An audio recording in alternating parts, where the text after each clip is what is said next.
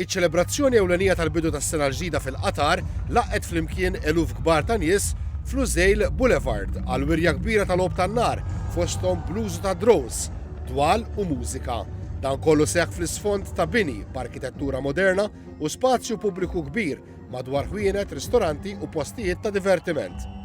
Il-Qatar qed jirreklama bil-qawwa l-ispettaklu suċċess li kellu u li bih kiser rekord dinji għall-akbar ammont tal-Għob tan-nar sparat bid-drones furja tal-ajru kif iċ-ċertifikat mill-Guinness World Records. Ċentrali f'dan kollu kumpanija Maltija Pyro Emotions bbażata n-naxxar illi ħadmet qatih fid-disin, it-tħejjiet, l-armar u l-preżentazzjoni fil-lejl li għalaq il-31 ta' Diċembru u fetaħ il-bieb għall-ewwel ta' Jannar. Pyro Emotions Limited, Malta, for inviting me to be here. And so, with a total of 3,865,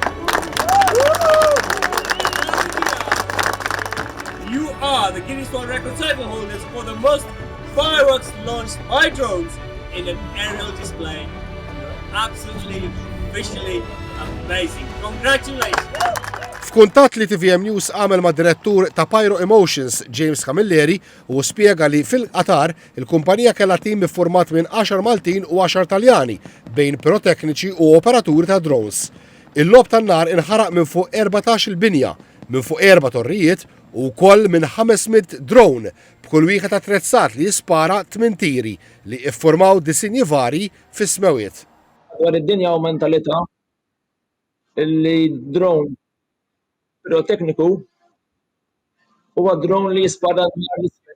Issa dawn it-tip ta' drones li inħolqu l-kumpanija tagħna jisparaw in-nar il-fuq, ġifieri, just bħal meta qed taħraq oġġett vertikali.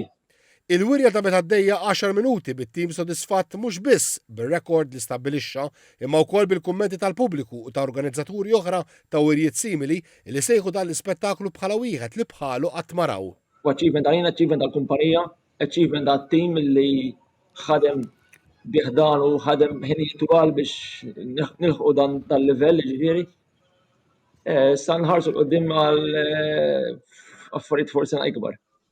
Il-kap eżekuttiv tal-kumpanija, Andrea Scarpato, fakkar li l-Maltin kellhom toma żgħira tax-xogħol tal-kumpanija fl-għeluq tal-aħħar Festival Internazzjonali tal-Logħob tan-nar f'April li għadda fil-Port il-Kbir. But now our main business is in Qatar and Qatar, Bahrain, and we try to start in Saudi Arabia.